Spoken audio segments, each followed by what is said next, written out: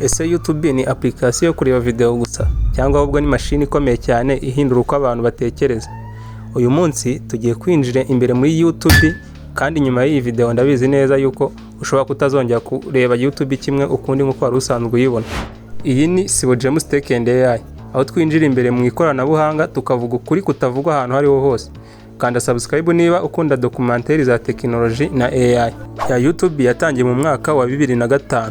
Yakozwe n'abahoze bakorera urubuga rwa PayPal, ngira ngo na n'ubu ngubu uracyariho muraruzi. Icyo gihe rero internet ntago yari ifite uburyo bworoshye cyane bwo kugira ngo abantu basangizanyeho ama video, byari bikomeye cyane nyine kugira ngo ubone video zisangira kuri internet. Video ya mbere rero yashyizwe kuri YouTube yitwaga Meet at the Zoo. Naka video gatoya cyane kari gafite amasegonda 18 yonyine. Ariko nyuma y'umwaka umwe gusa kuzamura, Google yahise igura YouTube ku mafaranga menshi cyane, yiguze ku mafaranga biliyoni 1.5 kuzamura. Abantu benshi rero icyo gihe baravugaga bati ese ni gute website ya video gusa yagurwa amafaranga menshi gutyo ako kayabo kose? Gusa nyuma YouTube yaje guhinduka, bayisubiyemo irahinduka cyane, ihinduka televiziyo nshya, ihinduka ishuri rishya, ndetse ihinduka n'akazi ku bantu benshi ku isi hose.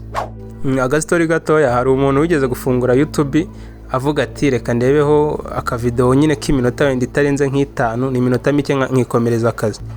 Nyuma y'amasaha 2 kuzamura, bageze kuri video iri kuvuga uko inyoni zitwa penguin zisinzira. Ni inyoni, n'ubwoko bw'inyoni nyine zikunda kuba mu bihugu byo hanze cyane. Gusa nyine urumva yarebaga ka video bakata bamuzanira kandi keza, yikundiraga inyamaswa. Gusa isomo nshaka ko dukuramo mwaho ngaho, YouTube ize neza uko igufata ikakugeza ku yindi video, ugakomeza ushyokirwa ureba ibyiza, ukuntu algorithm ya YouTube ikora. Ubundi niyo security nyamukuru ikomeye cyane. Buriya YouTube ikoresha AI ikomeye cyane muri systeme zayo. AI yayo rero ireba ibintu kanda, ikareba igihe ureba video, igihe uyimazeho, ikareba ibyo ukunda ugenda urayikinga, ikamenya n'ibyo ugenda ushakisha nyine muri hariya muri search. Wenda niba ugiye ugasearchingamo Sibo James, ikamenya yuko ukunda ibintu by'ikoranabuhanga. Hanyuma noneho yo nyine irabiboneka kumenya, ikahita ishakisha andi ma video asa nka yandi warebye abandi bantu bagiye bakora, ikaba ariyo nyine ma video igusunikira akurikiraho. Niyo nayo mpamvu uzasanga buriya umuntu ukunda video imwe ya football, akunda umupira cyane, akunda kureba ba Messi, ba Ronaldo, noneho ushobora gufata YouTube yiwe wajya kurebaho ukabona home page yiwe yose ni imipira gusa, ni imipira, igikombe cy'isi, bikagucanga. Wowe wajyaho wenda bitewe n'ibyo ukunda amakomedi, ugasanga na amakomedi. Niba ukunda technology ugasanga ni ibintu nyine by'abahakazi, ibintu nk'ibyo. YouTube buriya ifite intego imwe nyamukuru, ifite intego yo gutuma umara igihe kinini uyireba, ukamaraho umwanya nyine warangariye kuri video zaho za YouTube, inakwamamazaho kugira ngo ikwamamazeho uyikunde nyine, mbese mube nk'umuryango umwe. Ikoresha auto replay, kwa kundi ureba video akatahiza na mindi, kandi hazamo indi video nyine nziza ikurikira. Ikakoresha recommendation, ikajya nyine kwereka ibintu byiza ukunda. Ikindi ikintu bita thumbnail zikurura abantu.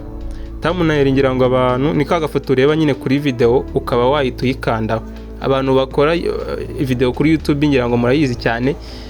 Thumbnail ni cyo kintu gikomeye uba witaho cyane, gituma nyine video zawe zirebwa. Niyo mpamvu ushobora gukanda video kubera thumbnail yonyine.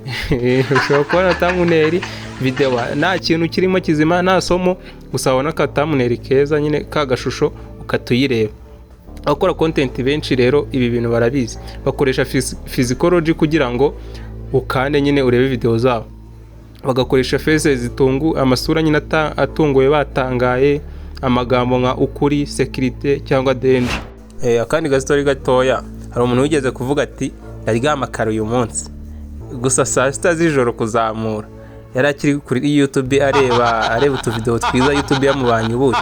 Abantu bigeze kubaho bakavuga ati wenda bakajya kuryama bavuga ngo baratabasinzira, bakareba ka video gakeya. Mwandike muri comment uti byambayeho nanjye. Saa 6 z'ijoro kuzamura rero yari akirimo arareba video, ari kureba ngo top 10 dangerous road in the world. areba nyine ngo imihanda 10 ku isi iteye ubwoba. Isomo ririmo mwaho nashakaga, YouTube buriya ishobora kukwiba igihe cyawe utabizi. YouTube buriya ni business nini cyane ku rwego utadwiyumvisha. Ushobora ko ujyaho wenda ugira ngo ni amavideo gusa bikarangirira aho ngaho, ariko buriya ni business ikomeye cyane ku isi, kubera ko abantu bakoreraho amafaranga binyuze muri ads, amatangazo ugenda ubona bakwamamazaho, sponsors ndetse na affiliate marketing na membership. Urumva YouTube ikwamamazaho, harimo n'abakoreraho bamamaza ibikorwa byabo bakacururizaho, hari n'abagura membership, buriya hari noza zishyurwa kuri YouTube, hari creators benshi cyane binjiza amamiliyoni buri kwezi. Iyo wabaye monetize utangira guhembwa. Harimo abantu rero YouTube itunze kandi babaherwe cyane banazwe ku isi. Ni nayo mpamvu abantu benshi bashaka kuba aba YouTubers bakora amavideo. Nanjye niyo mpamvu nyine mba nzishyiraho, mba nyango umunsi nanjye nabaye monetize bazajya bamemba.